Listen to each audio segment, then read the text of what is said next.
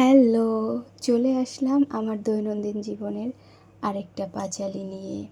আমার সারাটা দিনের সামান্য কিছু মুহূর্ত তোমাদের সামনে নিয়ে চলে আসলাম প্রতিদিনের মতন।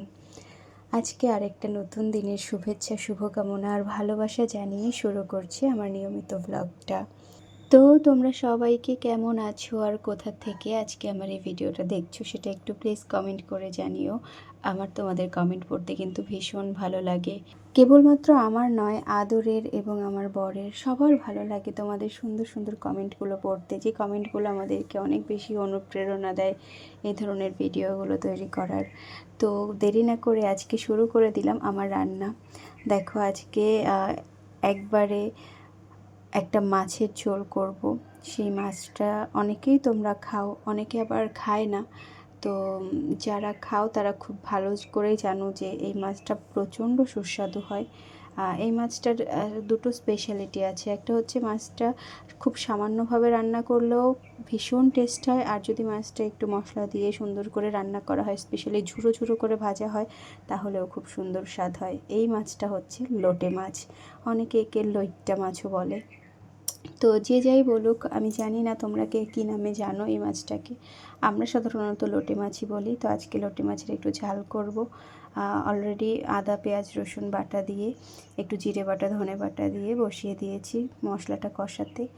সাথে সামান্য একটু লঙ্কার গুঁড়ো আর হলুদ আর প্রয়োজন মতো নুন, এই সব কিছু দিয়ে মশলাটা এবার কষাচ্ছি। দেখো পুরো দমে আমি মশলা কষিয়ে যাচ্ছি, আর মশলা কষানোর পরেই জলটা দিয়ে দেব।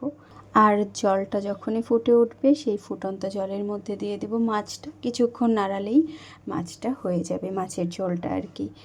তো এই মাছটা রান্না করতে গেলে আমি বেশিরভাগই যাদের রেসিপিগুলো দেখেছি বা দেখি, তো বেশিরভাগ মানুষই যেটা করে এই মাছের ক্ষেত্রে তোমার টমেটোটা বাটা বা টমেটো কুচি দিয়ে মশলাটা কষায়। কিন্তু বিশ্বাস করো আজকে আমি টমেটো দিতে ভেবেছিলাম, টমেটো দেবো, কিন্তু অ্যাকচুয়ালি টমেটো দিতে ভুলে গেছি, ইভেন কাটতেই ভুলে গেছি। তো যেই কারণে দেখবে আমি শুরুতে না টমেটো দিইনি। পরে যখন আমি ঝোল দেওয়ার পরে আমার মনে পড়েছে আমি টমেটোটা তো রেডিই করিনি, টমেটো দিইনি। পরে ভাবলাম ঠিক আছে, টমেটোটা মাছ দেওয়ার পরে কিছুক্ষণ নাড়িয়ে নিয়ে নেব, তাহলেই হয়ে যাবে। সেই জন্য আমি ঝোলটা বসিয়ে দিয়ে জানো তো মাছটা দেওয়ার পরে আমি টমেটো কাটতে লেগে গেছি। কি অদ্ভুত তাই না? কিন্তু সত্যি কথা এটাই যে সারাদিন এটা ওটা করতে করতে এত চাপের মধ্যে না প্রায়ই ভুলে যাই। কেন জানি, বিশেষ করে আমি আদর হওয়ার পর থেকে আরও বেশি ভুলে যাই। এমনিতেই আমি বরাবরই অনেকটা ভুলোমনা, আর স্পেশালি আদর হওয়ার পর থেকে মাতৃত্বের একটা যখন থেকে নিজের ওপরে দায়িত্ববোধ চলে এসছে, তারপর থেকে আরও অনেক কিছু ভুলে যাই। তো যাই হোক, আজকে এই দেখো মাঝে মধ্যে স্ক্রিনের এই পাশে কেমন একটা আপছে আপছে হচ্ছে। আমি ওখানে দাঁড়িয়ে দাঁড়িয়ে টমেটো কাটছিলাম। আমি অ্যাকচুয়ালি বুঝতে পারিনি ক্যামেরার মধ্যে সেটা ধরা পড়বে। পরে এডিটিং করার সময় দেখছি ওই যে ছুরিটা টমেটোটা কাটছি সেটা দেখা যাচ্ছে। তো প্লিজ তোমরা কেউ কিছু মনে করো না, একটুখানি স্কিপ করেছি ওটা। আর এইভাবে করে আমি আজকে লোটে মাছের ঝালটা করে নিলাম। আর সেই সাথে আজকে থাকবে আমার মানে বাঙালিদের একটা অন্যতম সেরা খাবার, সেটা হচ্ছে আলু মাখা বা আলুর চোখা, সেটা থাকবে। আর আমরা যেটা প্রতিদিনই করি ডালটা না হলে আমাদের হয়ই না। তো ডালটা থাকবে, এই মাত্র 3টে আইটেম থাকবে, আর বেশি কিছু না। তো দেখো তোমাদের সাথে গল্প করতে করতে টমেটোটাও দিয়ে দিয়েছি।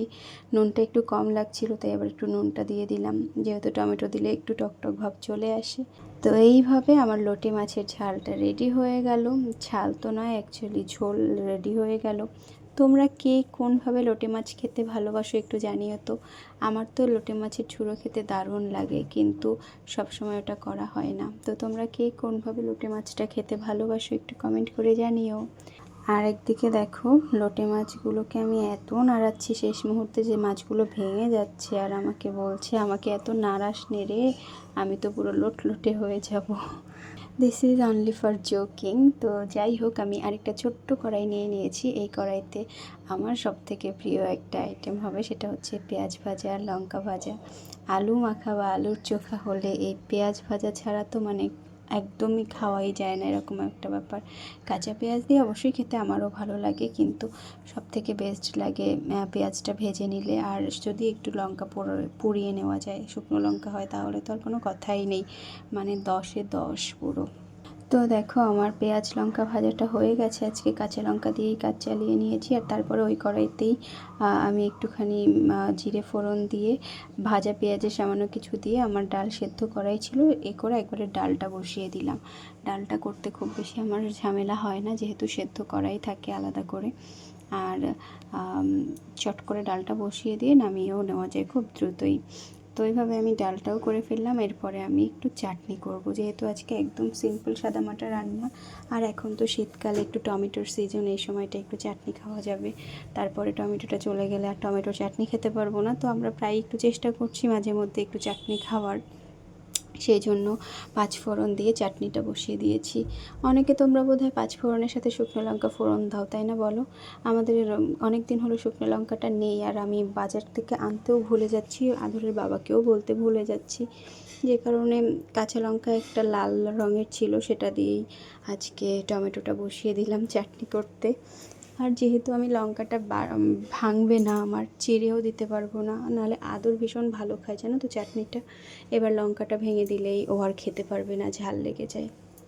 সেই জন্য আমি আর দিচ্ছি না, কাঁচা লঙ্কা দিয়েই কাজ মিটিয়ে নিচ্ছি। তো একটু হলুদ আর নুন দিয়ে একটু ঢেকে ঢেকে নিচ্ছি, কারণ চাটনি মানে টমেটোগুলোকে একটু যেন গলে যায়। টমেটো যদি গোটা থাকে আদর কী করে জানো তো, ওই চাটনির থেকে যে জুস টাইপের যে রসটা বেরোয় সেইটুকুই ও খায়, কিন্তু গোটা টমেটোগুলোকে চিবিয়ে খায় না। ছোটোবেলায় খেত, কিন্তু এখন বড় হয়েছে, একা একা খেতে শিখেছে, তো ওই টমেটোটা মুখে দিয়ে একটু চুষে টুষে ফেলে দেবে, এরকম করে। সেই জন্য আমি চেষ্টা করছি যতটা সম্ভব গলানো যায় টমেটোটা, ততটা সম্ভব গলিয়ে নেওয়ার। তোমরাও কীরকম গলিয়েই নাও নাকি একটু গোটা রাখো? আমাদের যেমন আমি একটু গোটা রাখতে ভালোবাসি, আদর মানে আমার বড় খুব ভালো খায় গোটা গোটার থাকলেই, কিন্তু আদর খেতে চায় না।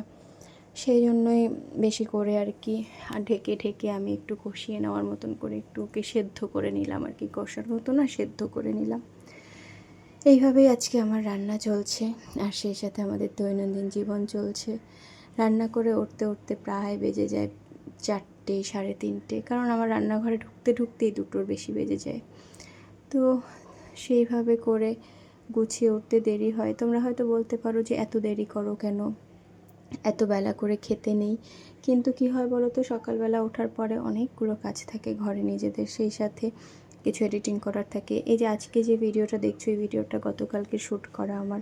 সো গতকালকের ভিডিওটাকে এডিটিং করতে হয়, রাত্রে কিছুটা করি, তারপর সকালবেলা কিছুটা করি, সেটাকে আবার রেডি করে টাইম দিয়ে আপলোড করা, অনেক প্রেশার থাকে। সত্যি কথা বলতে কন্টেন্ট ক্রিয়েট করব বললেই না খুব সহজে হয় না।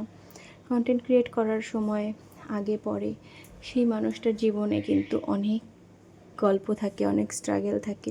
যেমন আমাদের এখন যে সময়টা চলছে সেটা ভীষণ একটা স্ট্রাগলিং মোমেন্ট চলছে। এই স্ট্রাগলিং পিরিয়ডটা যখন আমাদের কাটবে, তখন হয়তো আমাদের আরেকটু কিছুটা সচ্ছলতা থাকবে। সেই মুহূর্তে হয়তো আমরা আরও অন্যরকমভাবে কিছু প্রেজেন্ট করতে পারবো তোমাদের সামনে, নিজেদের জীবনটাকে আরও ভালোভাবে দেখাতে পারবো। তো যাই হোক, তোমাদের সাথে গল্প করতে করতে টমেটো চাটনিটা হয়ে গেছে। আজকে টমেটো চাটনিটার পুরোটা ভিডিও করার একটা কারণ আছে, কি জানো তো, আমার একজন বিদেশি বন্ধু আছে, সে আমেরিকায় থাকে। সে আমার কাছে অনেক দিন আগে জিজ্ঞেস করেছিল যে তুমি কিভাবে চাটনি করো, আমাকে একটু প্লিজ বলবে, আমি তোমার মতন করে চাটনি করতে চাই, স্পাইসি স্পাইসি, মানে টক ঝাল মিষ্টি চাটনি যেটা হয় ও সেরকমভাবে করতে চাই টমেটো দিয়ে। তো সেই জন্য আমি অনেক দিন ধরেই চাটনি করছি, কিন্তু আলাদা করে ভিডিওটা করা হতো না সেইভাবে, পুরো ভিডিওটা। তো আজকে বর ফ্রি ছিল এই মুহূর্তে, তো ওকে বললাম তাহলে একটু চাটনির ভিডিওটা ঠিকঠাক করে করে দাও। সেই জন্য আমি বড় করে চাটনিটা মানে পুরো ভিডিওটা করলাম, একটা শর্টস ভিডিও করলাম। শর্টস ভিডিওটা রেডি করে আমি আশা করি খুব দ্রুত আমার সেই বন্ধুর জন্য ছাড়তে পারবো, ওকে দেখাতে পারবো। আর হোপফুলি ও তখন করতে পারবে ওর বাচ্চাদের জন্য, ওর নিজের জন্য চাটনি করবে। ও আমাকে অনেক দিন ধরেই বলেছে। এই দেখো, তোমাদের সঙ্গে আমেরিকার বন্ধুর গল্প করতে করতে আমরা অলরেডি খাবার টেবিলে খেতেও বসে গেছি। আলুর চোখা, ডাল, লোটে মাছের ঝোল আর সেই সাথে চাটনি নিয়ে। আদর দেখো প্রতিদিনের মতন শুধু চাটনি খাচ্ছে, আর চাটনিটা যে দারুণ হয়েছে সেটা কিন্তু আঙুল দিয়ে ওর এক্সপ্রেশন দিয়ে বুঝিয়ে দিচ্ছে। সো আমাদের জীবনযাপন এইটুকুই। আজকের ভিডিওটা এতটুকুই ছিল।